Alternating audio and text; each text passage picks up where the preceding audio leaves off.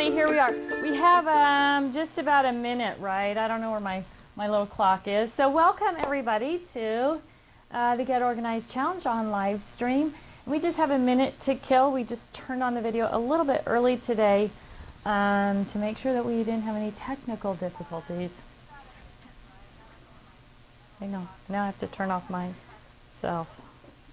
Sorry about that. All right. And I have to bring up my PowerPoint so I know what the heck I'm talking about today.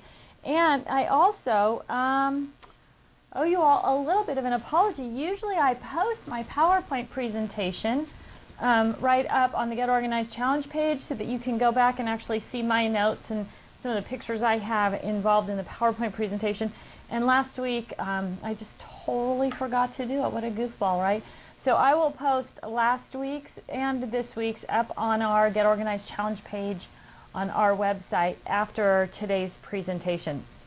I've just had so much going on here. Oh, we got 3 containers last week. So for those of you who ordered pre-order things, most of the pre-order things came in and were unloaded over the weekend. So special thanks to Park and my kids and Deanna's kids and Sue and everybody that came in over the weekend to unload containers on Super Bowl weekend. Super Bowl, oh, Seahawks, so sad about that. But we couldn't have lost to a better team, and so congratulations to all of you Patriot fans for a well-deserved victory, and we're coming for you next year, just so you know. All right, I digress. Okay, so if you pre-ordered stuff, we unloaded a lot of it over the weekend and started shipping things yesterday. So if you were somebody who pre-ordered, most of those things are in and going out. The only thing that we have not received are the metal-made items, the cart, pen and ink palace, stadium arranger, tool tower. We have not received those things. So if you ordered those in conjunction with anything else, your order will be held until all those come in. That container is here in the Port of Tacoma, which can mean everything and nothing. Could be up to 3 weeks things have been sitting in the port.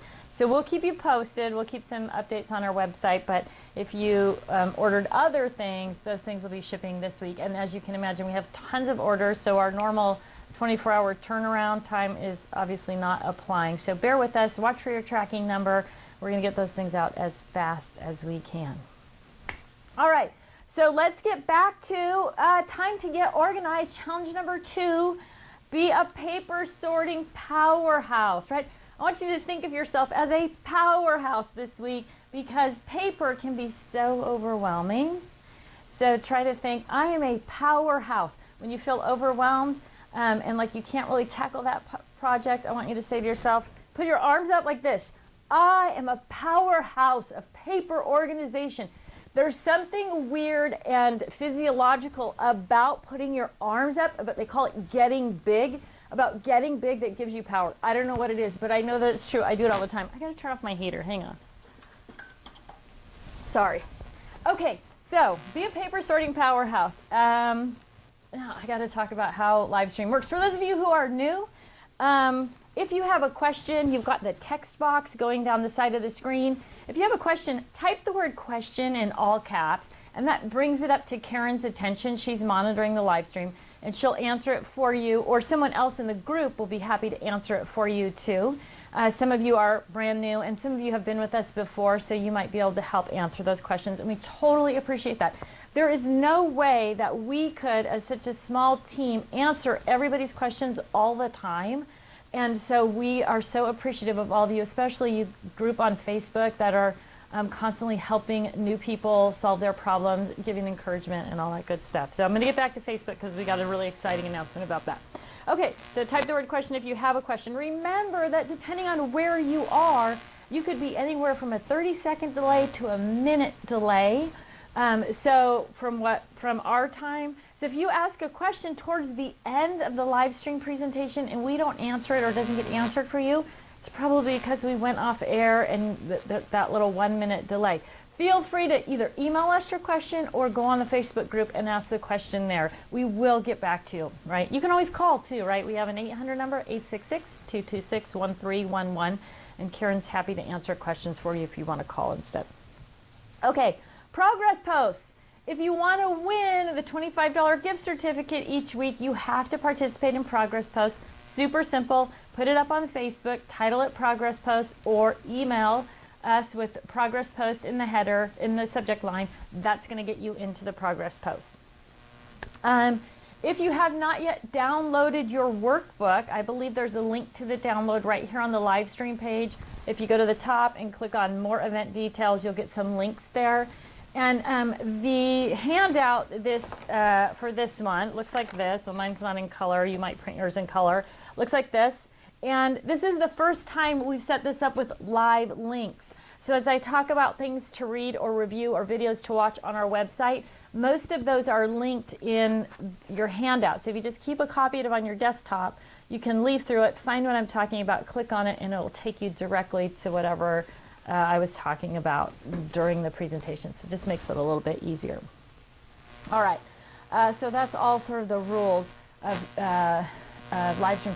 Now I want to talk about something super exciting. Woo! Many of you know that we are approaching 10,000, and probably by the end of this, we will have accepted a bunch of new people into the Facebook group, and that will put us over the 10,000 limit, right? Well, we did a big celebration at 1,000, and we did a big celebration at 5,000, and this, for 10,000 people in the group, we wanted to do a big celebration. We couldn't quite figure out what would be appropriate, but we came up with it this weekend, and here it is. If you are a member of the Facebook group, later in the day today, you are going to get, I don't know, let me go backwards. We're starting a new program on our website, Shopping Rewards, and you're going to get 10% rewards, not 1%, not 2%, not 5%, but 10% rewards anytime you shop with us on our website, right? So for those of you that are in the Facebook group, in the Get Organized Challenge Facebook group, as for part of being part of that 10,000 people in the Facebook group, we are going to give you, we're going to start you off in your rewards account with $10 in rewards, right? Isn't that exciting? That is exciting, right? You're going to get 10 free dollars, and they're really free. You could go on as soon as we get you set up in the rewards account and spend that $10 on a couple dollar item and use the rest of it to cover your shipping. It's just 10 free dollars to spend on our website. We're going to start you off with 10. Anytime you spend more money on our website, you're going to get 10% added to your rewards program on the website. Brand new, just a new feature that's available to us on the website. And we're going to start all of you on the Facebook group off with $10. So watch the Facebook group later in the day. We will continually post that sign-up sheet. There's a special reward sign-up sheet on the Facebook group. And that's the only place you'll be able to find the reward sign up, and that's how we're going to add the $10 to your rewards account. So it's so exciting. Woo! So congratulations everybody for being part of our group of 10,000 organizers on the Facebook page, and that's the 2011 Get Organized Challenge group. So thank you for being part of our group there. All right, let's get started. What better way to start than with the winner? Kim Kish is the winner. This week, and Kim has been through the challenge before. She never did her big benefits board before, but she was inspired to do it this time, and so not only did she write down benefits, she also put the reasons that she wants to be organized, so kind of a double motivation there, something to think about and something to receive for herself as a reward. And like many of us, we kind of feel guilty about doing things for ourselves or giving things to ourselves. And so that was kind of her hesitation in the past. So congratulations, Kim, for winning the $25 gift certificate this week. And we're so glad you took the time to make the big benefits board. And I hope you'll get back to us later and tell us how it worked out for you, and if you thought that it was more motivating to get those rewards. Her other pledge is not to skip the homework that she feels overwhelmed by, right? It's really easy to go, oh my gosh, that's such a big project, I don't even want to take that on. But remember, and Kim's a perfect example, you can just do a little bit. You just have to get started. You just have to set yourself up for success and do a little bit of the challenge to see how easy it is. Then you can come back and repeat and do it again. So many people don't get all their organizing done in one time through. So feel free to join us more than once. All right.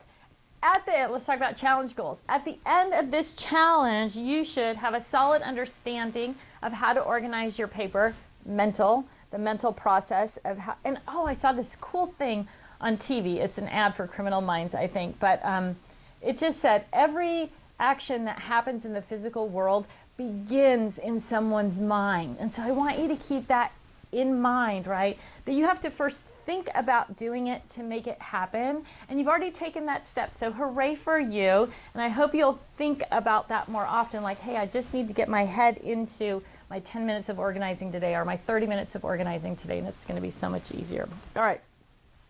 Next thing is the physical task of sorting paper. You're going to have a good idea of what to do with kits and stacks and other stuff that all comes together. And hopefully you'll understand the importance of creating that organized only space as we work through the challenge this time. So an organized only space is an empty space that you are going to fill just with the things that you organize. And it doesn't have to be very big, right? You can start with a little small shelving unit from IKEA. So I have the Expedite right here. I've got an Expedite over here. That's all you really need is just some small cubes to start with, right? So if you empty out that space and then put only organized things in, as you work through your room, you're going to empty and push. So that empty space then becomes organized only space, and you'll just build on that organization. But it's really important because you want to reap the benefits. And the reason we start with paper is because paper is the thing that you can use instantly, right? You want to reap the benefits. So if you have your organized only space and you take all the paper you organize and you put it in that space, the very next time you sit down to craft, you're just going to be able to use that well-organized paper, and it's going to make your brain go, whoa, this is great. I love being organized. It's so much easier. And then it'll be easier to follow through on the task. All right, so let's talk about the mental process of sorting and organizing paper. First of all, last week we talked about the 4-section system, right? We're going to use that for paper, except we lose the alphabets and numbers section because there really isn't alphabets and numbers paper, right? Generally, paper has alphabets and numbers on it. It's some other thing, like maybe it's back to school sort of looking chalkboard paper or something like that. So there really is no alphabets and numbers. So we're talking basically about organizing 3 categories: themes, calendar year, and the rainbow when we talk about paper. Themes are generally pretty easy to understand, right? Beach, birthday, baby, those are themes. Thank you, themes and sentiments. Thank you, retirement, these are sentiments that we might use making cards. So those are all pretty easy to understand. Calendar year is super easy, right? All the things that happen every year, in and out, seasons, holidays, all that stuff. And the rainbow seems to present a huge challenge for people. And the rainbow is a huge challenge because there are so many variables when we talk about paper, right? Printed, pattern, floral, whatever it is. How do we get all of those things together without being overwhelmed? So we're really going to address that, the colored paper part as we get through the organizing process, and we'll talk about some tips and tricks for making that simple. So as we get into that paper, you have to remember there are always going to be some exceptions, right? Our goal is to keep things together that we would use together. So sometimes you're going to buy a thing. If you buy pink floral paper, and when you purchase that paper, you think to yourself, I'm going to use this on my daughter's ballet pages, right? So you don't want to put that in pink. You want to put that in with the rest of the things, keep things together you're going to use together in that ballet section. Now, after you've created those ballet pages, you might have some of that pink floral paper left over, and at that point it can migrate into the rainbow. But you really want to keep things together you would use together. I'm going to take a little side tact here. I know that's so unusual for me, isn't it? Hey, you know what I was just thinking too? Like, I'm going to go over here for a second. We have this brand new page, and it's called the Divine 9, and it works perfectly for Project Life things. So at the end, the very end after paper today, I'm going to talk about that page and how it works. So if you're a Project Life person and you're struggling with how to organize those cards, stick around after class, and I'll talk a little bit about that page and how I think you can use it best to organize Project Life. Okay, so I went there, and now I'm coming back over here where I was going to talk about shopping with intention, right? Shopping with intention, and you're going to hear it through the rest of the weeks as we talk about organizing your things. Shopping with intention does this amazing, well, let me back up. When I say shopping with intention, I don't mean that you make a list of the things that you're going to buy and you go to the store and you only buy those things, right? That's unrealistic for crafters, right? I mean, it's the perfect way to do it because you've really put a lot of thought into what you want. It's a little bit unrealistic for crafters because we buy things that are sort of impulse buys because they're cute or they're a good color or whatever it is. So when you shop with intention, what that means is you're going to take a step back from what you're buying and you're going to think about it before you buy it, and you're going to ask yourself one question about that item. So if you're in your local scrapbook store and you find some really cute soccer stickers, when you pull those soccer stickers off the pegboard, I want you to say to yourself, oh, these soccer stickers, where am I going to store them when I get home? Now, just by taking that little bit of pause, and if you're reading the Willpower Instinct book, I think there's some research in there about this exact thing.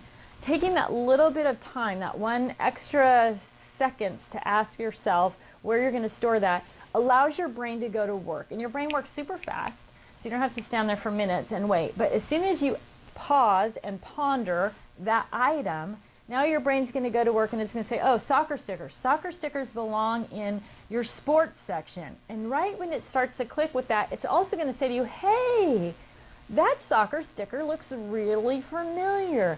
I think you bought that last time you were in the store. Maybe you want to choose something else so you don't have duplicates, right? So just ask yourself, shop with intention, ask yourself one question. Where am I going to store this when I get it home? And then, so now, your brain has made a lot of connections already for you, so that's good. It may have prevented you from buying a duplicate or triplicate or whatever. But the other thing is when you get home, you're not overwhelmed by what's in that bag, right? You're not going to stuff it under your desk or put it in the closet or leave it in the trunk of your car so your husband doesn't see it, because you're going to know exactly where it goes when you get home. So you're going to get home, you're going to open that bag, you're going to pull out that soccer sticker, and you're going to go to your soccer section or your sports section and put it away. You're going to go to the red section and put away those red embellishments. Whatever it is that you bought on that shopping outing, you already know before you get home where it goes, and that's going to eliminate all that stuff piling up in the corner waiting to find a home. Okay, so now let's go back to the paper sorting. So the next thing that's going to happen to you when you start sorting your paper is you're going to get to the point where it's hard to make a decision. Now, I know if I could see all of you, if I asked you to raise your hands and say, if you could scrapbook, paper craft, card make, mixed media, whatever you do, a little bit every day for the rest of your life, would you ever run out of paper? Right? I know Sue's laughing behind the camera. She's like, no, I would never run out. Most of us would never run out. So don't let yourself get overwhelmed by too much nitpickiness while you're sorting your paper, right? Once you get your paper sorted, it's going to be so much easier to see what you've got. You're going to be able to flip through it and make choices better. There is going to be the perfect paper that you need for that project, and it's going to be in the right place, I promise you. So don't get too nitpicky. When you're sorting paper, if you're not flipping through it and doing it really quickly, it's time to take a break because your brain's overwhelmed and your willpower's exhausted and you don't want to make decisions anymore. So you end up staring at something, getting worried about where you're going to put that. So just keep that in mind. Nothing bad is going to happen. You're not throwing that paper away. You may misfile it, but it'll pop back up. And in the meantime, you'll have hundreds of other sheets of paper that'll work for whatever project you're looking for paper for. I promise. All right. Go with your gut. Make decisions quickly. That's another thing, right? Quickly, and just put that paper away. So let's talk a little bit about those prints, patterns, and multicolored things. So when we talk about the rainbow is solid colored and prints and patterns, right? So when you're sorting through, my paper goes light to dark, and then it's followed by prints and patterns. Then I do distressed papers, dots, flowers, stripes, right? You might have plaids in there too. But I try to keep those things consistent from color to color. Now what you might do, which is super simple and it's going to still work great, is just do all your solids and then all your prints right behind. Now prints and patterns usually have multiple colors in them, and this is what gets challenging for people. So it doesn't really matter that there's green and blue and orange in the paper. If you bought the paper because you love the orange, or you love orange in general, and that was your motivation, then put it in with the orange, right? Put it in with the most dominant color, or the color you like the best or most likely to use. And again, it doesn't matter if it's not perfect, because when you're able to thumb through all that paper and see it, it's going to be so much easier. You're going to use so much more. So go with your gut, go with the color that's most dominant or that you like the best when you're filing those papers away. You don't have to sort distressed dots, plaids, stripes. You can just put all your pattern paper with the dominant blue or green color in one section, because you're going to be able to thumb through it and see all those different things, right? So don't get hung up on it.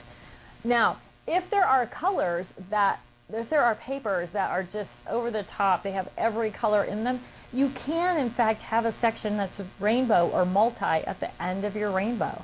So if that makes you more comfortable to do that, you can absolutely do that. So paper that has tons of colors can go in there, and then you might have plaids or dots or florals kind of grouped that way within the rainbow as well. But again, don't make it a difficult process, right? If you pull it up and you go, this is rainbow, throw it in rainbow. Don't stress out over the fact that it has more blues and purples than it does, you know, greens and yellows. Put it in there if you're going to use that rainbow section. All right. Sorry, I'm clicking the wrong direction. What about kits and stacks, right? If you're a member of a kit club, you get a kit in the mail every week. It comes in a pizza box that maybe looks like this, and it has paper and stickers and maybe stamps and embellishments and all these things in it that all go together. Well, I don't want you to spend hours reinventing the wheel. What usually comes in a kit box is also 8.5 by 11 sheet of paper that tells you what's in that box. So if you get a kit box and it's this year's spring kit, spring fling kit, take that paper out of the box, either photocopy it and put a copy back in, and put another copy in your 4-section system for spring. It might be something that has multiple uses, right? So you might make multiple copies of that page, and then give each box a number, right? So you can see here I've just numbered the boxes in the front. So I've got Summer Fun, Celebrate, and Adventure. So for the Summer Fun one, I'm going to make a copy of that insert. I'm going to label it 101. Just write a big 101 or box 101, whatever it takes. And then I'm going to be able to put this stack of boxes in my closet. But when I'm looking for summer stuff, that Summer 101 flyer, or 8.5 by 11 sheet, is going to pop up for me. And I'm going to go, oh, this is box 101. And I can go directly to the closet and pull out box 101. I know what's in there. I know that I want to use those products. When I'm done using those products, if there's still a lot left, then I can leave it back in box 101. If there's just a few pieces left, I might throw those few remaining pieces into my scrap rack and get rid of the box, right? So anytime you have things that are big and bulky or grouped together like this, try to think about how to incorporate that into your 4-section system, rather than sort of reinventing or spending lots of time reorganizing that thing. Make it as simple as you can. You just want to make those connections, right? How do I remember I have this Summer Fun, you know, kit in the box? Put it in your summer section. So whether you're using a scrap rack, or you're using Ziploc bags, or boxes, and I think, oh no, I'm going to have to send Sue into the depths. Back in there, Sue, there's, I think on the top shelf in the far back, not top shelf, second from the top, see that little, there you go, that's stacked. Yeah, I need that. Okay, so we haven't really talked too much about tools. A little bit, we talked a little bit about tools. Obviously, we make the scrap rack, and so that's the thing that we recommend. It puts everything at your fingertips. But if you're not using a scrap rack, then you can use things like, this is just a big Ziploc bag, right? This is a blue, has blue things in it. This has purple things in it, right? This is a 12 by 12 box. This has winter things in it, right? So you're using those same categories regardless of the tool that you're actually using. So you can use a scrap rack, you can use 12 by 12 boxes, you can use the big Ziploc bags. Any of those things are going to work for you. All right. Okay, so we talked about kits. Now let's talk about stacks, right? These are so tempting to buy because Well, here's what really happens with stacks. I know it.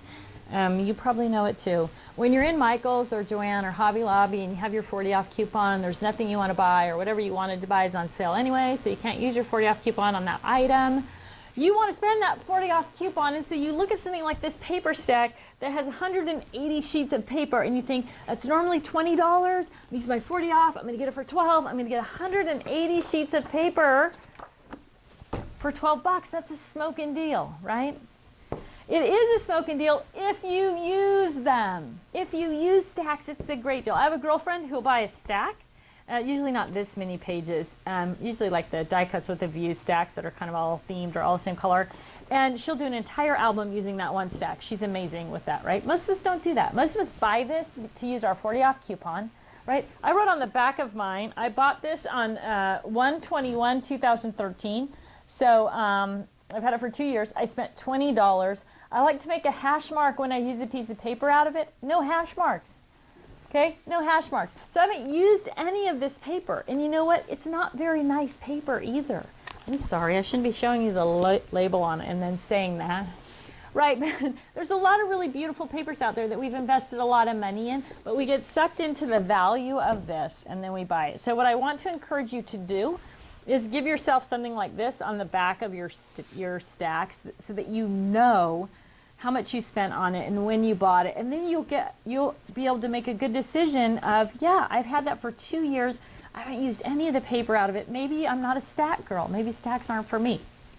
In the meantime, though, you've got the stacks that you purchased, and how are you going to catalog them? Because what happens usually is you take your stacks and you stack your stacks on top of each other, and then you can't remember what's in the stacks, and you don't want to dig down to the bottom, and you can't thumb through it because everything's stacked on top of it. So all I want you to do is go to the office supply store and get some of these little stick-on labels, right? They sell them at Office Depot. I think we used to have them on our site, but I don't think we have them anymore. But they're super simple. Stick-on label. And then this is called the All Seasons. It's all holiday and seasonal material. So I put this little tag on it. Now, when I sort my paper into my paper storage boxes, which we'll see later, I'm going to be able to stand this up right next to the calendar year box of paper. So I can thumb through it and see what all the papers look like. And I'm reminded that I have it because it's right there on the shelf next to all the rest of the holiday and seasonal papers. So super simple solution. I don't want you to pull 180 sheets of paper apart and put it in each holiday unless you have tons of free time. If the rest of your organizing is done, knock yourself out and do that. But most of us don't have that luxury. But just by having it standing on its edge with the tab telling you what it is going to make it so much easier for you to actually get to that paper and use it. So you're probably going to see a bigger benefit when you buy those papers anyway. So kits and stacks, label them and add them to your paper storage system. Whoops, I'm clicking the wrong way again. All right. Let's talk about, though, that process of how to sort your paper. Now, there's a couple of different ways to do it. You can take the themes and sentiments list that you created last week as part of your first challenge and create for yourself some sorting guides or sorting templates. Now, I made these out of 18 by 12 inch paper. I bought this paper tablet at the dollar store. So some of you have a lot of 12 by 18 construction paper left laying around from when your kids were little, but construction paper is kind of expensive. So just a 12 by 18 cheap paper pad from the dollar store. I do a line at the 6-inch mark, and down one side I put what each one of those templates was going to represent. So I've got my alphabets and numbers, and then I've got themes, A to Z, animals, baby, ancestry, beach, whatever it is, all the different categories that were on my themes list, and then it goes into holiday and seasons. And I did put a note underneath each category of what I was including in that category, right? The simpler you make it for your brain to make a decision, the easier it's going to be to get through the sorting process. So add as many notes in that column as you think are going to be helpful, or as many categories. So B is beach and birthday. If I had a little one, I would probably have baby on there too. But make it simple for yourself. And then, of course, then you've got your rainbow section, right? So these sorting templates are going to work best for you sorting paper if you're not using vertical storage, okay? So I was gonna say, I don't usually give my opinion, but I always am giving my opinion. That's what I do, right? I don't usually encourage people for specific things or discourage people from things. I guess that's better. I don't usually discourage people from things, but I really discourage flat racks or paper racks for a number of reasons. Vertical storage for paper gives you maximum storage in minimum space with the best accessibility and portability. That's it. That's a simple fact.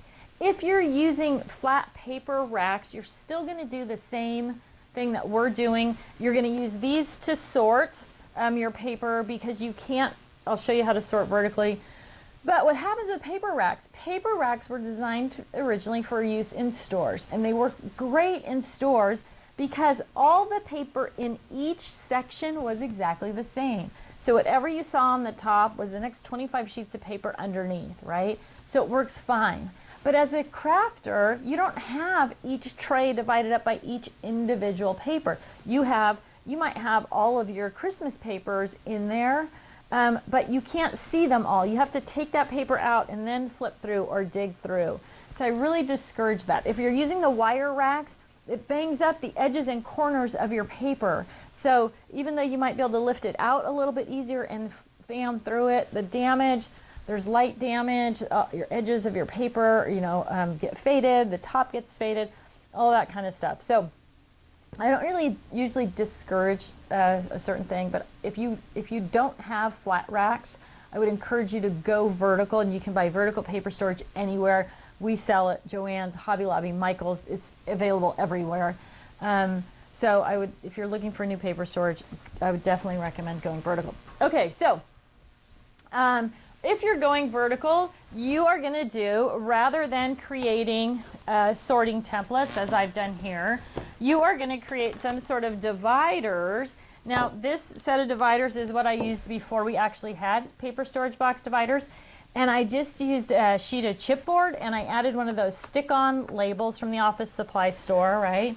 So then if I was going to sort paper, I could put this in, and I can see all the little tabs at the top. So that worked great for a while. And then we got paper storage box dividers. And so this is what they look like blank, right? So this would be A and B. I left them blank so you could see. And then I'm using, so they're a little bit smaller. They fit this way. They also fit this way, which is why they're cut kind of weird at the edge, right? So they're going to stick over the edge. But for sorting, we're going to put them in like this. And I just used sticky notes on them because until you get through the sorting process, you're not sure how those categories are going to end up, right?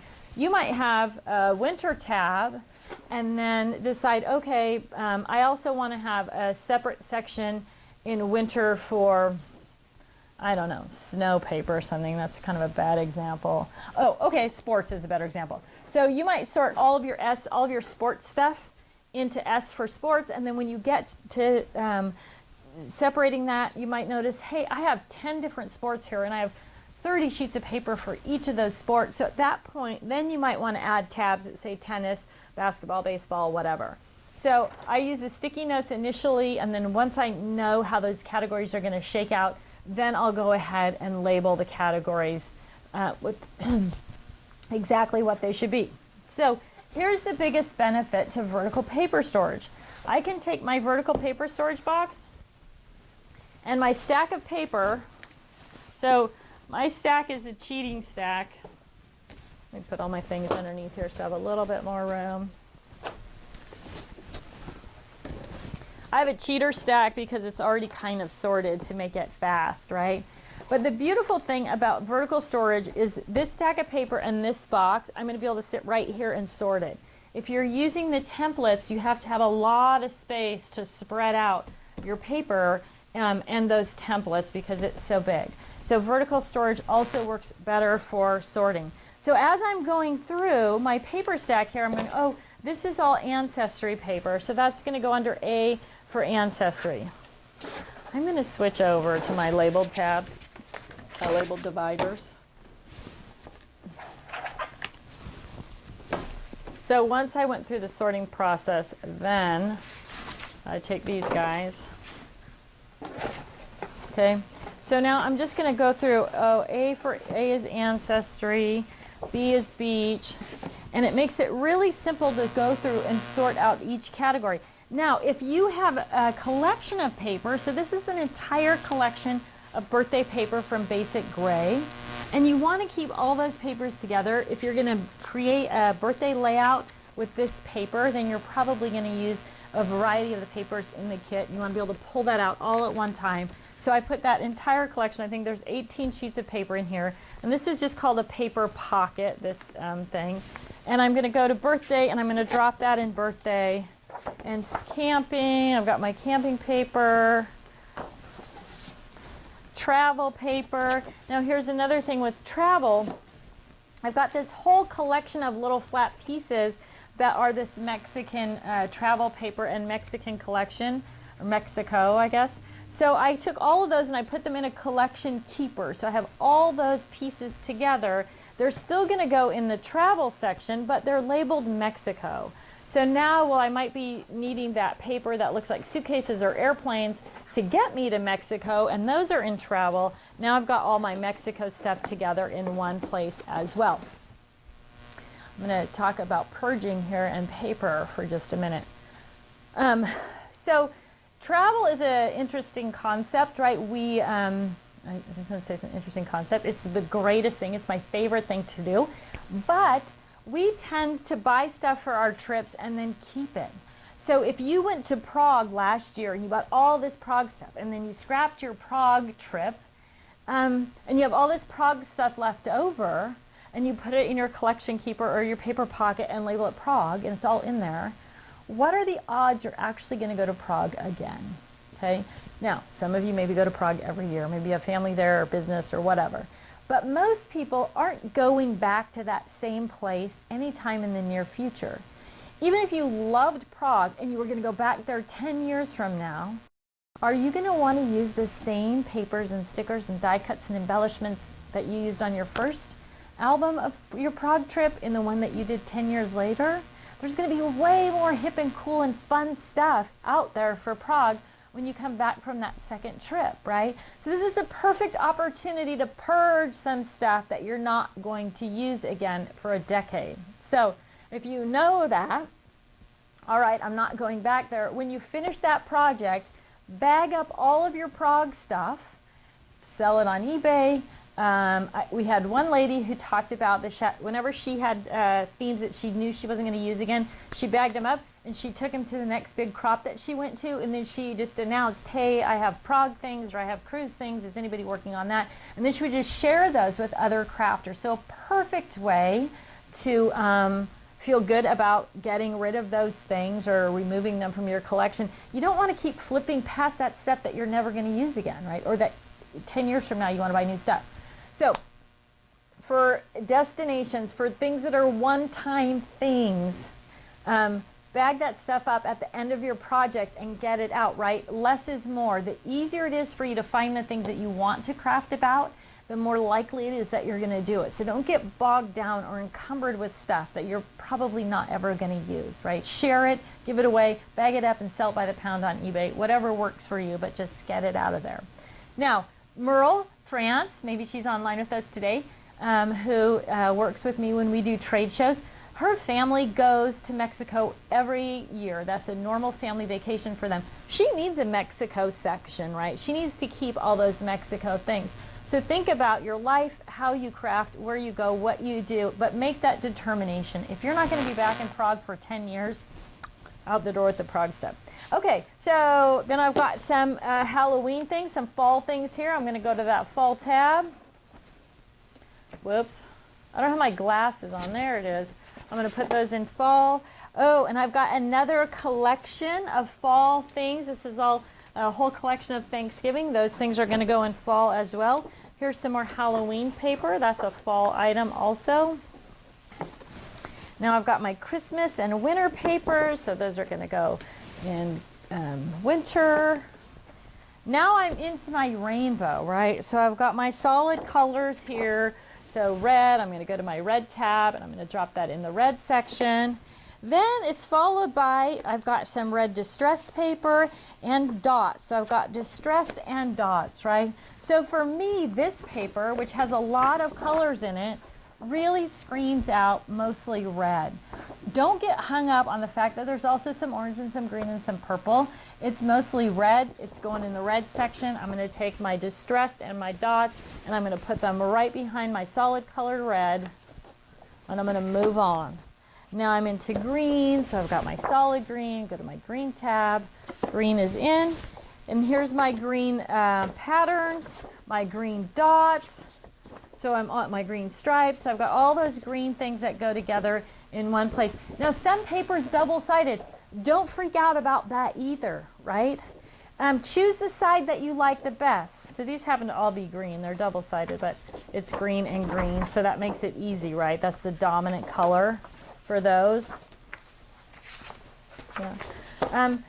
Pick the side that you like the best, or the reason you bought the paper. I think if you start shopping with intention, you're going to be amazed at how much easier it is to decide where that product's going to go when you get it home. But just choose the side that you like the best and put it in that color group or theme group or whatever it is where you're most likely to use it. So in this case, I've got all these double-sided papers, and they're all predominantly green in my mind, and so they're going to go behind my green solids. And now I'm on to blues, so those are going in the blue section. And I have some specialty papers that are blue, right? So there's a temptation to separate your glitter papers out as glitter paper and your vellum paper out as vellum and your flocked paper or your fabric paper or whatever it is out by the type of paper that it is.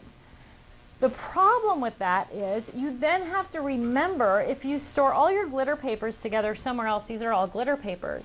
When you're looking for something that's blue and you go to your blue section, there's no blue glitter paper there unless your brain kicks in and says, oh, you have another stash of paper, glitter paper over here.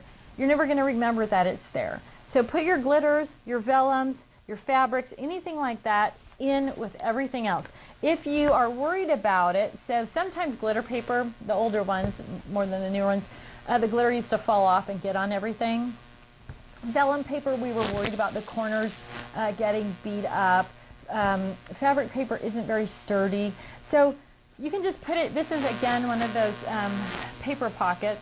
So if you have specialty papers in a color like this glitter paper, you can put those right into a paper pocket, and now they're secure, their edges and corners are protected, and then you can put it right in with your blue section or whatever color you've got. Just pop it in there, and now you've got those things protected again.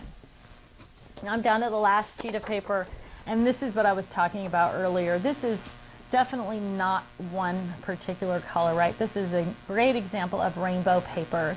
So if you don't love something particular about this, right? I love the blues in it, so this would go in blue for me, but it's definitely not blue. It's got all the colors in it. This is a perfect candidate for the rainbow section. So if you're using a generic rainbow section at the back of your color separated section, that's going to go in there.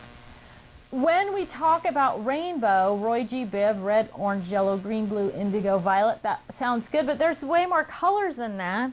Black and white aren't mentioned there, so you need to have a black and white section.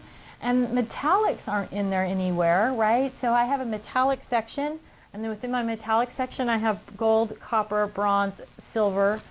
So you want to have a metallic section going as well. And browns and neutrals, right? So my tab is actually labeled browns and neutrals because there are so many browns and creams, and they're difficult colors to kind of decide where they go. So if you have a neutral, browns and neutrals, that's going to solve that problem for you as well. So just because Roy G. Biv lists out a few colors, you will need to create sections for those other colors that you've got.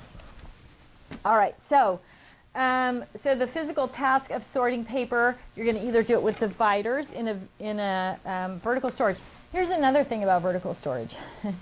If something happened during the time that I was doing this and I had to clean it up or put it away to go take care of something else, using a vertical paper box and a stack of paper, or a couple of vertical paper boxes and a stack of paper, it's easy to put away. It's a small contained space that you're working in also, which means also if you want to leave it out, you're not taking up a ton of room.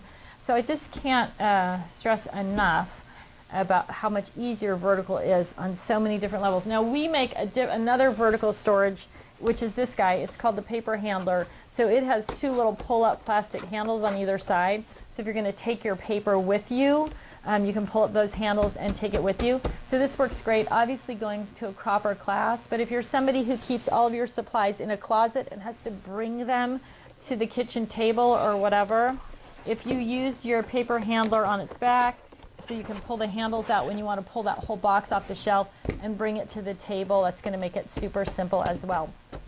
So now, let's revisit my stack thing. So if I had my paper storage boxes, now here's the other thing.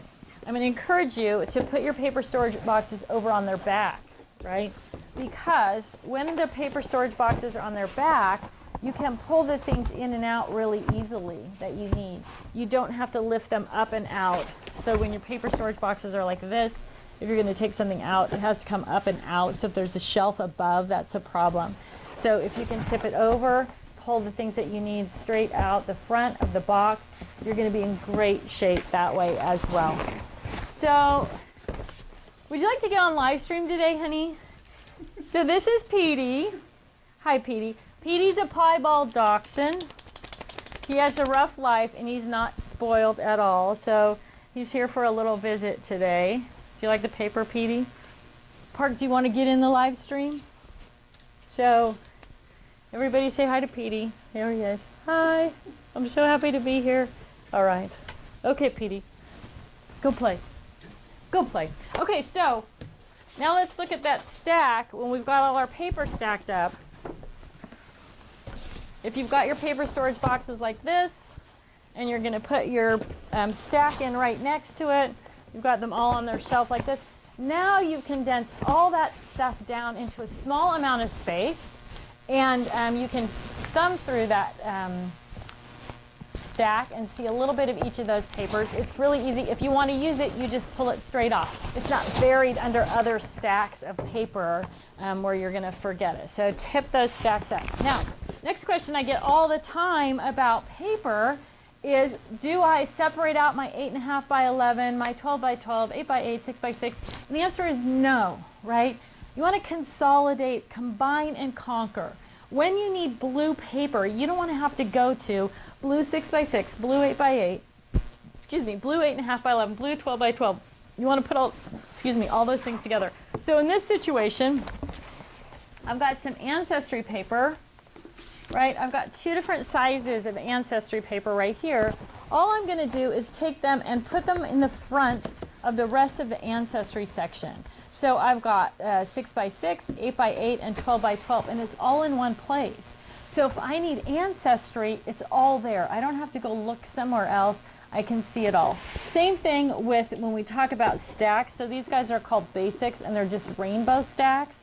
If you go to your rainbow box, which you would probably have separate from the rest of your boxes, you're just going to put those in, again, large, I don't know if they'll all fit in here, and small in the front. Let's do a little sheet here and pull those out.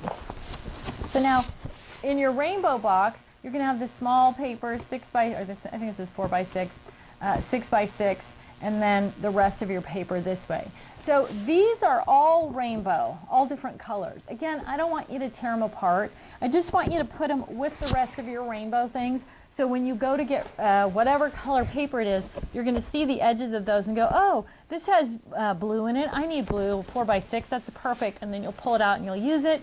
And then it's really easy to put it away also. You don't have to guess about where it goes. You're just going to put it in the front of that box. Right there, you're going to have it. It's going to be perfect. Super easy, easy to put away, easy to see, easy to remember that you've got it, all of those kinds of things, right? Okay. So if you're using the sorting templates to sort your paper, you're going to spread those sorting templates out. Put them on the floor here. Right? You're going to go through that same process. You're going to take all your ancestry paper and you're going to stack it up on the ancestry one, and then once you're done sorting, you're going to gather it up and you're going to put it into your paper storage racks, or if you're using, these kind of bags, you're going to put all your ancestry paper into that one bag, or if you're using this type of box, you're going to put all of your paper into that box and then label the box the same way and put it on your shelf. So the same kind of concept. I just can't stress enough how much easier vertical paper storage is, and it takes up a lot less space, right? So if you're not using vertical, you're going to use the templates and follow the same procedure. Now, I have to click through. I got ahead of myself here. So, what about scraps? Oh my gosh, what about scraps? I have already, as I go around the country and teach these classes in person, right? It is the rare person that doesn't raise their hand and say, I have enough paper to craft for the rest of my life without ever buying any more and still not run out, right? And yet we're saving itty bitty tiny scraps of paper. So I used to tell people, pick your minimum scrap size. If you're a card maker, it might be, 1 by 1. If you're a scrapbooker, it might be something bigger. Mine used to be 3 by 4. And at the end of a project, get rid of everything that doesn't meet your minimum scrap size, right? Well, the problem with that is that people then accumulated all of these tons and tons of scraps. And in the same time, they were accumulating walls of 12 by 12 paper. So I have a new theory about scraps, and that is, bye-bye, right? Get rid of them. Put them in your purge box, right? If you're, pick a major size. So I'm going to say anything that's not at least 6 by 12, half a sheet of paper, goes away when you're done with the project. It goes in your kids' art box. It goes in your donate to the Ronald McDonald House or the local nursing home. There's all these people who will take your small scraps and love them and use them, but you don't need them. And they're just taking up time and space and bogging you down and overwhelming you in the process. So pick a size. If you can do it, if you can stomach 6 by 12, go with 6 by 12. If you can't stomach 6 by 12, go with 6 by 6. Anything that's not at least 6 by 6, bye-bye at the end of your project, right? And then the scraps that are 6 by 6 or larger are going to go right into that section. So if you're using a scrap rack, you're going to have a page for scraps in green and a page for scraps in blue. You're going to have a page for scraps in your theme. So in Christmas, there's going to be a scrap page, in baseball, whatever. You're going to put those scraps right back into that category when you clean up after your project is done. That way, again, you're going to see them and you're going to use them. Do not separate out your scraps. Just like everything else, we want to keep things together, we use together. So if you have your scraps in a accordion file folder or in a file cabinet or in another box or in an envelope or something somewhere else, you have to remember that you have them, and then you have to go look for them, right? So you can put them in whatever tool you're using for your supplies in with your 4-section system. If you're using paper storage boxes, you might want to just take a file folder, right, and put it in there. Now, file folders are mostly 8.5 by 11. It doesn't matter. I used to have an example of it. I don't think I have it here anymore. But if you've got your paper storage box on its back, you add a file folder in the front of blue for blue scraps. You put your blue scraps in there, that are at least 6 by 12. You put the smaller ones in the front so you can see the colors. Put it right in there. Then you can pull out the blue scrap file and flip through it, put it right back in with blue. Do not create a separate section. I have very few rules, ladies, but you may not have your scraps somewhere else other than with the rest of your supplies, right? You want to use them. If you keep them, you want to use them, which means they need to pop up and you need to see them. So there's my new theory on scraps. Pitch them unless they're 6 by 12. If you can't stomach that, then 6 by 6, but the rest of them need to get out of there. All right, so what do you really do with paper, right? Because if you're a paper junkie, which most of us are, you have tons of paper. And paper storage boxes are a great solution, but you also have some smaller categories of paper. Do those go in there? What do you do?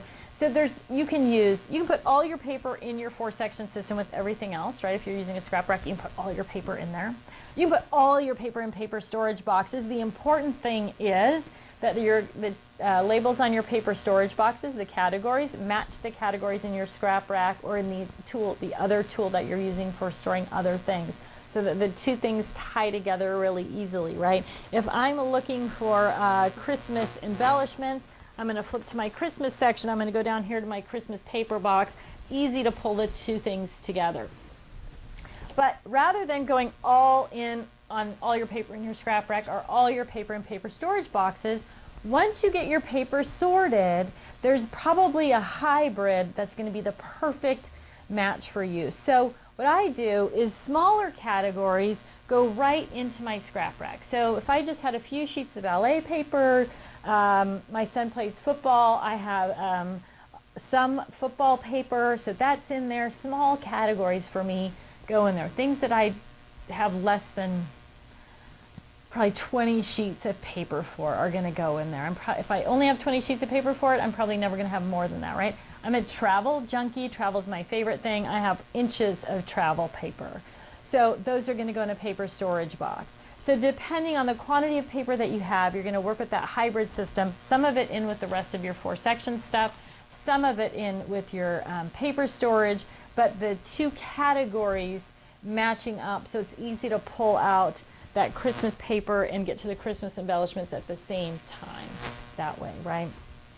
So I would recommend sort of that combination of both systems as long as you can get to it. Maybe remember, it needs to be visible, it needs to be accessible, it needs to be portable, and if you think you might buy 1 or 2 more sheets of paper in your lifetime, you might need an expandable system, something that you can add on to. So keep all of that in mind as you go through. The other thing about rainbow is I have my kind of backup rainbow paper. So I might buy 25 sheets of red paper, super common color, and I'm going to put 10 of those right in red in the red section in my scrap rack, because the truth is when I'm working through this, if I need a particular color, I'm going to flip to that section, right, and I'm going to get that red paper out, or in this case yellow paper out right there. It's easy for me. When I run out of basic yellow paper, I'll go to my rainbow and sort of restock it. So there's a couple of ways to do it. Key to the whole thing is making it easy and keeping those things close at hand so you can know that everything's together and easy to pull out in one sort of fell swoop. All right, so what's the challenge this week? All right, challenge number 1, create an organized only space. It doesn't matter how big that space is. I'm going to say that it needs to be at least 12 by 12 by 12, right? At least a 12-inch cube, because you're good. Well, 13. Let's say 13, because some of our papers are actually bigger than 12 by 12, right? So you're going to create at least that much space. That's your first thing in your organized only space. You're going to choose a storage tool for your paper. Are you going to use paper storage boxes or racks or Ziploc bags or file folders or whatever it is that you're going to use? Get that storage tool and have it handy.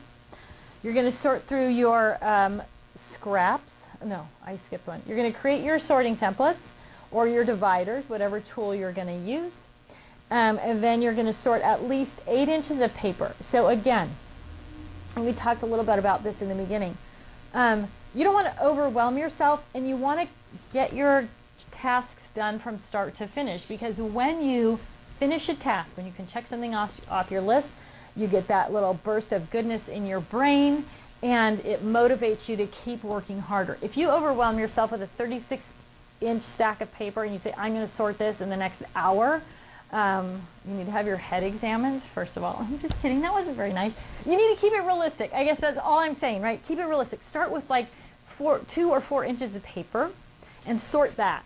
Then get another 2 or 4 inches of paper and sort that. Your goal this week is only 8 inches of paper. So if you do 2 inches, and then take a little break, and then 2 more, and then 2 more, it's going to be so much easier to get it done. And each time you get to the bottom of that 2-inch stack, you're going to be like, ta-da, right? Get big, I'm a powerhouse. And you're going to feel so much better about it. And if you work through 2 inches of paper, and then you have to go pick the kids up from school, or go to work, or make dinner, or whatever, you've completed something, and you can feel good about that. So work in small groups. So sort 2 inches of paper, or sort 8 inches total over the course of the week. Sort your scraps, so throw away anything that doesn't meet your minimum. So set that minimum, write it down. Goals not put to paper are intentions that are seeds without soil. If your minimum scrap size is going to be 6 by 12, 6 by 6, you're going to write it down. Minimum scrap size, 6 by 6, and you're going to put it up on the wall where you can see it every time you're crafting, so that when you finish a project, anything that doesn't meet your goal, bye-bye. Then you're going to put your newly organized paper into your organized only space.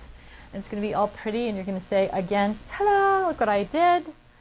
then you're going to post your progress on our Facebook group so you can tell all the rest of us how you're doing. And remember, a progress post doesn't have to be perfect. You don't have to wait until you've completed the challenge to put up your progress post. It's a progress post, right? How are you doing? How are you feeling? What do you feel good about? What are you frustrated with? Post it up on the Facebook group or email it into us so that we know you're working and you're going to get in the drawing and win a little prize. Okay, so posting to the Facebook thing, and then last but not least, you want to enjoy your reward, right? So take advantage of your rewards board or your rewards list or whatever you did for rewards and enjoy that reward for completing challenge number 2. All right, Karen just handed me my list of questions. Grace McDonald wants to know, can you set up a wish list on the website? And I think we can. I'm not sure how it works, but I think I read a posting in the blog for the people that manage our site about that being an option now. So I'll check it out, and if we can, we'll make sure that we include it in future emails so that you know, and post it up on the Facebook group as well. Emily says, where do you recommend keeping 8.5 by 11 paper? And so this question probably popped up when I was, before I mentioned it, but put it all together. Keep all your paper sizes together, right? So when you're looking for blue paper, it doesn't matter if it's 4 by 6, 6 by 6, 8 by 8, 8.5 by 11, or 12 by 12, and just put it in your paper storage box, smallest to largest in each category so that you can see it and that you'll use it.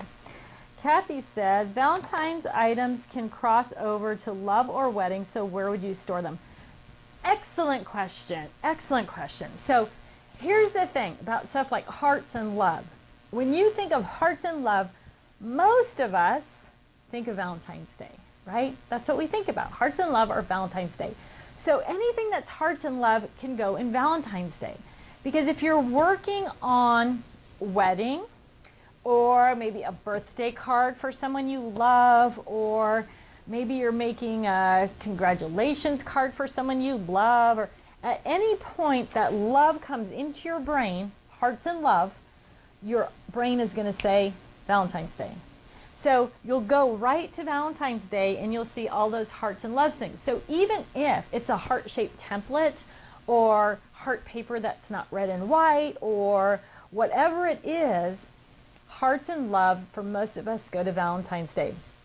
Now some people want to have a heart section in their shapes category, and that's fine, but if it's not as natural to think that way, then you're not going to find those hearts, stencils or whatever when you need them. So put that stuff, this is a perfect example, in where it's the most natural place for you to look for it. Hearts and love, it's going to be in Valentine's Day. So if I'm working on wedding, maybe there's a heart in Valentine's Day, I'm going to go there and I'm going to see those things that I need right there. So it's all about how your brain works and how it's going to search for those items. So great question, Kathy. Go with Valentine's Day. Lana says, what about organizing by manufacturers? I keep my graphic 45 paper all together, but that's the only brand I do it with because it's my absolute favorite brand. What's your stance? My stance is this. If you have, I love graphic 45, it's also one of my favorite papers, but graphic 45 makes cruise paper and Father's Day paper and Valentine's paper and Halloween paper and all of those things.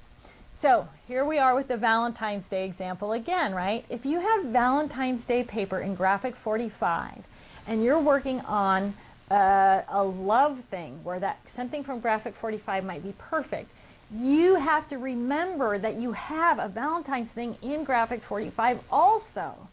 But if all of that Valentine's Day, that graphic 45 Valentine's Day paper was in with the rest of your Valentine's Day paper, you would see it whenever you were looking for a love thing without remembering that you have to go somewhere else and look for it. So as much as I love graphic 45, I would put my graphic 45 paper into my 4-section system so that I get the highest and best use out of it. Now, I know that some of you, that gives you a stomachache. Graphic 45 people, basic grade people, right? Oh, you think, oh, I love having it all together. If you're that way, if you love to have it all together, first of all, think about how you use it. Do you use it all together? I'm going to guess not. I'm going to guess that your graphic 45 cruise paper rarely gets used at the same time as your Graphic 45 Christmas paper. Maybe you took a Christmas cruise, who knows. But your Graphic 45 Christmas paper and your Graphic 45 Easter paper probably never get used together, right? But if, so you can see what I'm saying. If it was an Easter, you'd see it. Now, the other option though, is to take one sheet out of each of those paper packs or those categories, like Graphic 45 Valentine's Day paper, and put that one sheet into your Valentine's Day section with a little sticky note that says, see Graphic 45 for more, or just a little, you might not even need to write anything, just that little sticky note is going to remind you, even if it's blank, that you have that in Graphic 45, right? So if you like to keep all of your Graphic 45 together, just get an example of what you've got into the right section, and that'll drive you back to the Graphic 45. So similar to how we talked about the kits and stacks boxes, right, where you just want to drive yourself back to it.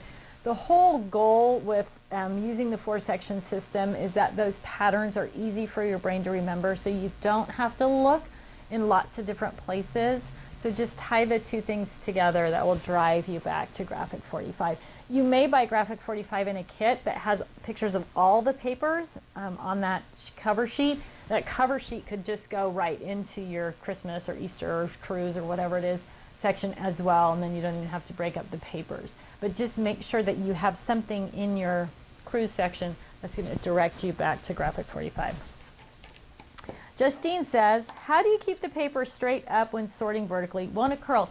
It doesn't really curl. Even if you just have a couple of sheets of paper in there. Let me see if I can, this is kind of cardstocky, so I don't know if it'll do it. So you've got this little bend in your paper, right? Even if you left that paper in there for a year, didn't touch it, which I guess isn't that common for those of us who have lots and lots of paper that we never get to. And when you took it out of that box and put it down on the on the table, it's going to flatten it right back out. So it doesn't really matter. I mean, it's not, it isn't, even though it has that curve there, it's going to flatten right back out when you bring it out to the table and it's exposed to a little bit of air and you're working with it. It's going to flatten out. Now, if you have something special like vellum, right, vellum paper will kind of curl up on itself when it gets wet. Or not wet, I guess I should say moist. So the humidity in the air at your home is enough to make a piece of vellum or tissue type papers curl up, right? So that's when I would say put that specialty paper in a paper pocket. Supersized single page protectors that we use in the scrap rack work. The paper pockets also work, but it's going to protect those special papers from bending up. I have a paper that, what did I do with it? I think it's in the other room. It's actually fabric. It's actually a piece of burlap. As a matter of fact, Sue, there's a stack of paper on the floor in there, right next to that stack of stamps. That's my next, keep going back, back, back. Yes. And in there, there's a piece of burlap paper in a plastic baggy thing that it came in.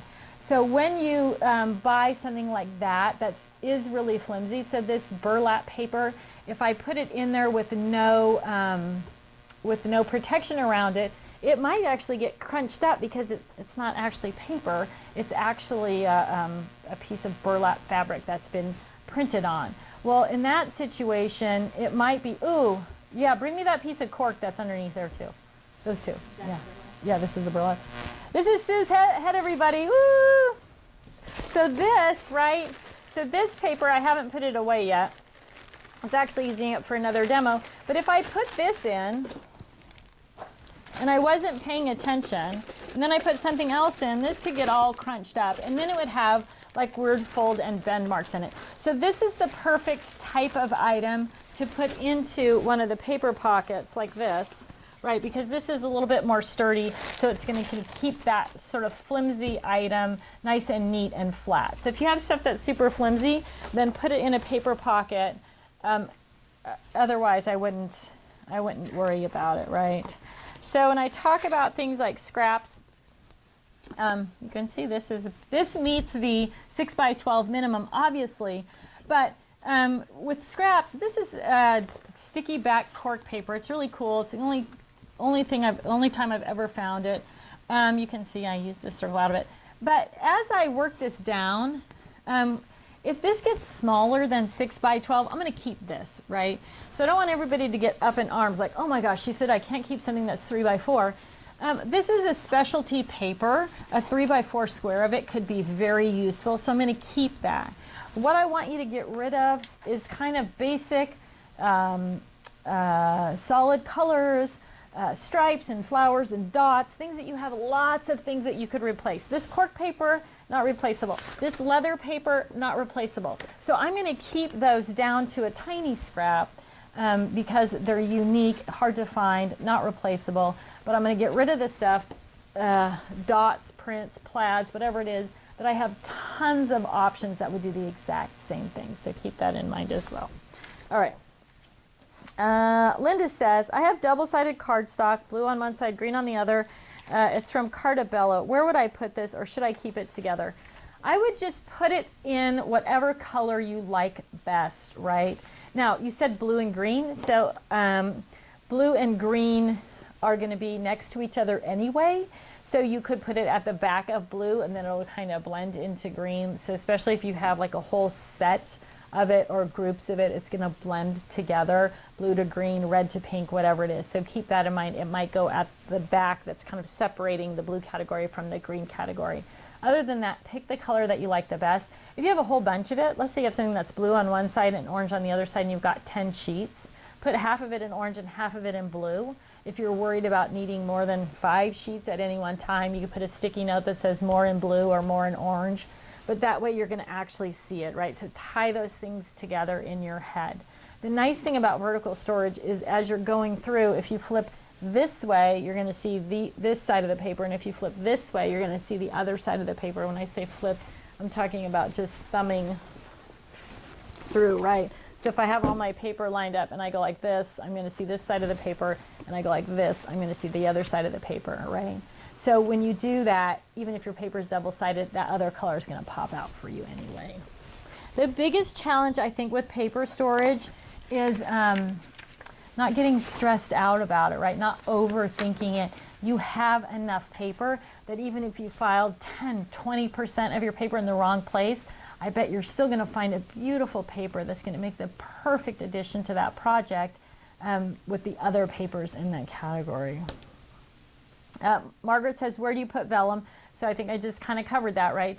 Vellum needs to be protected, so put it in a paper pocket, a supersized single page in your scrap rack or paper pocket, and then incorporate it right into wherever it goes. I think, so vellum a lot of times comes printed. I was trying to see, I used to have some spring paper in vellum. I don't know if I used it up or no, here it is. So I just took this and I put it in a supersized single because it was going to be protected, right? So I've got a couple sheets of it, super thin and lightweight. Again, what we were talking about before, if you put it in here, not only is it going to get curled, but it's going to get bent and crushed, and you're going to have, fold lines in it. Put it into either a paper pocket, or I have mine in a supersized single right here in my scrap rack in the spring section, so that's going to keep it protected. But if you're putting it into paper storage boxes, same thing, paper pocket or supersized single, and slide it in there, protect it. It'll keep it straight up, protect the edges and corners, prevent any damage from happening. Robin says, I have my pattern paper sorted by like blue in my baby section, paisley in my vintage section, etc. So I should put with blue rather than baby. So I'm going to go back to that same thing, right? If you have blue plaid and blue dots and blue stripes and it's all in baby, when you're looking for something else that's blue and one of those plaids or stripes or dots would have been perfect, but you didn't know where it was, you didn't think about looking in baby, then you'll miss it. But if you have all those things in blue and you're working on baby, you automatically think, oh, baby boy, baby blue, and you can go to your blue section, right? So the most common path that your brain is going to follow, that's where you want to put that. So I would, first of all, I would not spend hours, again, breaking up what you've got going on, right? Depending on how it's stored, it might be really easy to reposition, that's fine. But what you want to do is, going forward, establish those sections so that blue can be used for everything, But if you have to remember your blue plaid or your blue stripes or your blue flowers are in baby, you're probably going to miss using them on a spring page or something else, right? So I would shy away from keeping colors with themes. There's always an exception, right?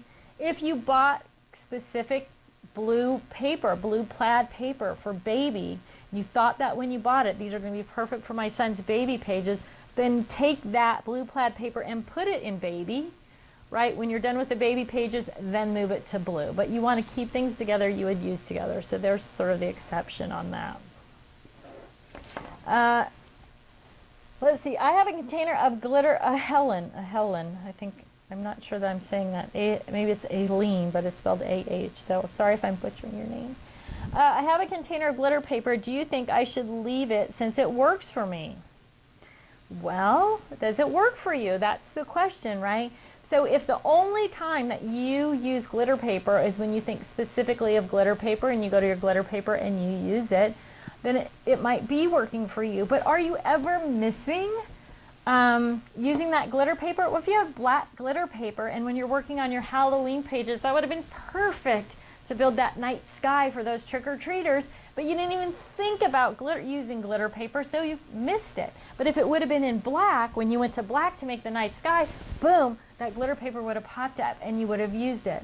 So anytime we break things down into these really specific slotted categories, you're depending on the fact that your brain is going to remember those weird specific categories rather than these big, easy to remember categories, if that makes sense, right? So I would say put your glitter paper in with your colored papers because then you're going to see it and you're going to use it. And even if you think, oh, I need red glitter paper for this, you're just going to go to your red section and there's going to be your glitter paper. So you might do kind of what we've been talking about and take your, I don't know where my little blue glitter guy is right here. You might take all your glitter, your blue glitter papers, put them in one paper pocket, put that paper pocket into your blue section. So you have blue glitter, it's going to jump out at you every time. That's fine. But I would think maybe you're missing the opportunity to use some of that fabulous glitter paper because you're not thinking specifically of glitter. So that kind of takes me back to the whole thing is getting the highest and best use out of the products that you have. So the more visible they are, the more often you see them, the more inspired you are by them, and the more likely you are to use them. If you never saw that black glitter paper when you're making those Halloween pages, your brain never kicked into glitter mode, then you're going to miss using maybe the perfect thing, or you're going to miss using multiple things, right? If you thought, oh, I'm going to make this nighttime sky out of black paper, and then you go to black and you also see the glitter, you might be like, ooh, I'm going to layer the sky with black flat and black glitter. That's going to be a really cool look. So the inspirations that come with having everything together are almost as valuable as having things together to start with.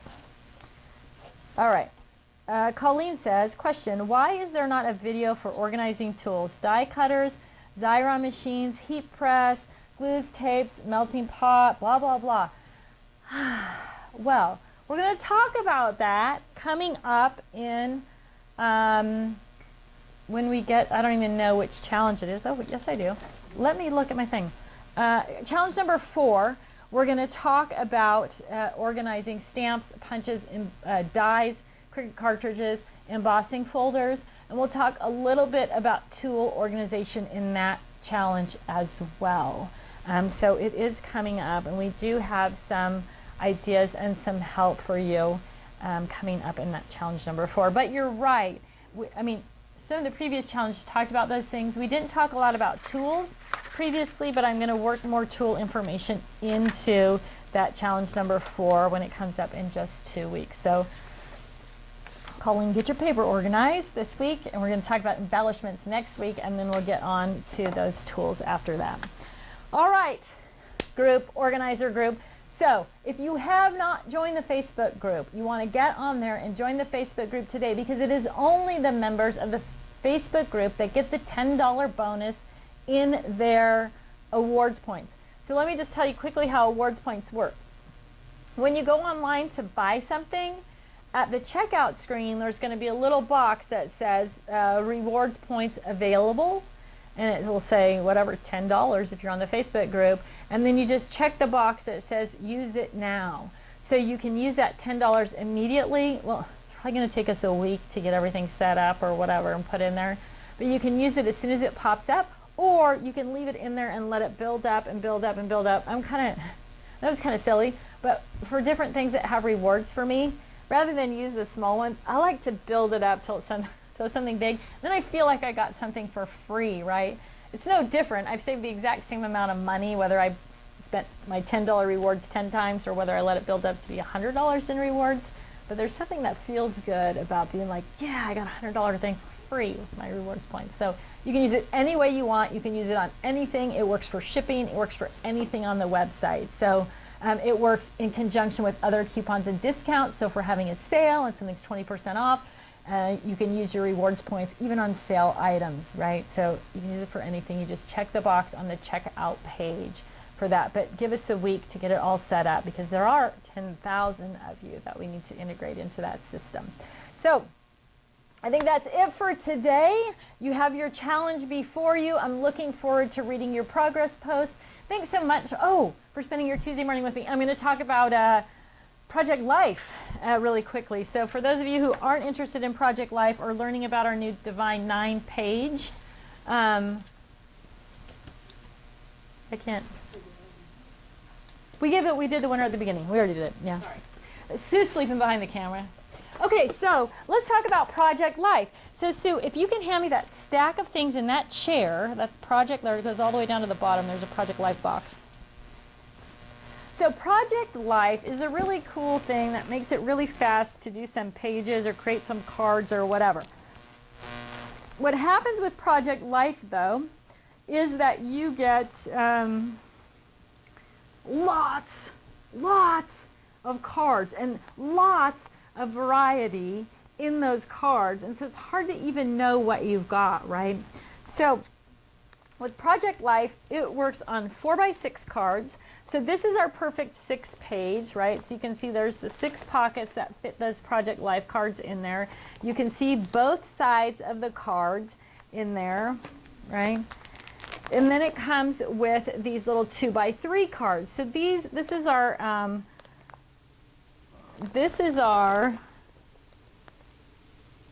3 squared, I think. Is this what it's called? Help me, Karen! I think this is called perfectly squared or something. Oh, I can't remember. Anyway, so they fit in there, right? So you can put your 4x6 cards and your 2x3 cards in there. But the Divine 9 page is new. Now, come on. Dun, dun, dun. Sorry, I know this is kind of noisy. I should have pulled it out first. And so the Divine 9 page has 3 4x6 pockets on the bottom. I'll slip some cards in there because it's a little bit easier to see. And then it has 6 2x3 pockets on the top, right? So you can put those variety of cards in there. Now, here's the thing about Project Life. There are so many pieces to it that if you were going to sort this box of Project Life cards out and put all of them in pockets so that you could see all of them, you can do that. I would love for you to do that. I would love for you to buy lots and lots of the Divine 9 pages and sort your things. But I'm not sure that's the best use of your pocket pages or your space. So what I would recommend is just using a couple of pages for each box of Project Life things. So this is the cinnamon collection. I'd give the box a number. This is Project Life PL number 1. And then put those samples of what's in that Project Life kit into those pages and put it in whatever category it belongs in. So with Project Life, a lot of them are very generic. They just say things like year great or wonderful day, or they have swirls and stripes, but they do tend to be, this one's cinnamon, this is all different types of browns and neutrals. So take the couple of pages where you put the examples in, put them in your browns and neutrals, And then just put a little sticky note that says this is Project Life 101, and then you can go to that box. So there's 616 pieces in this box, right? You can go to the box then and find what you need. You can use the pieces out of your scrap rack and then replace them out of the box later as well. But the two things, very much like the kit program, are going to drive you to each other so that you remember that you have that cinnamon Project Life. The number on it is going to direct you right into where it is. It allows you to stack your boxes up and use that space, or stand your boxes on the side if you want. I think all the cards will tip over. Let me open this. I can't remember if it has a little, yeah. So you can put all your cards in, and then you can stand it up like this, so it's easy to pull on off the shelf. I'm a big advocate, right, for that library kind of concept where you can pull this off without having to stack it up and pull it out. It's going to be better for all that stuff. So again, use your Divine 9 pages, an example of each of the cards or of the kit in general. Put it in that color category, label it so it'll drive you back. You can also use the pieces right out of there. So Project Life is one of those things that you might buy and stack up and forget that you have when it's going to be the perfect example. But by putting a sample of that Project Life in with the rest of your browns and neutrals, when you're working in that group, then you're going to go back and get it. Now, Project Life does some smaller kits now where you could put the whole kit in a page or two. So they have a birthday kit that's only like 100 pieces. You can put that in 2 pages, put it in your birthday section. I would totally advocate that. Those usually come like in a bag. They're not in a box. So easy to put those in your scrap rack or your 4-section system right by that category as well. So that is my recommendation for storing your really cool and beautiful, they just do a beautiful job, Project Life designs in your scrap rack. Thanks so much. Have a great week. Have a productive week. And I look forward to talking with you soon.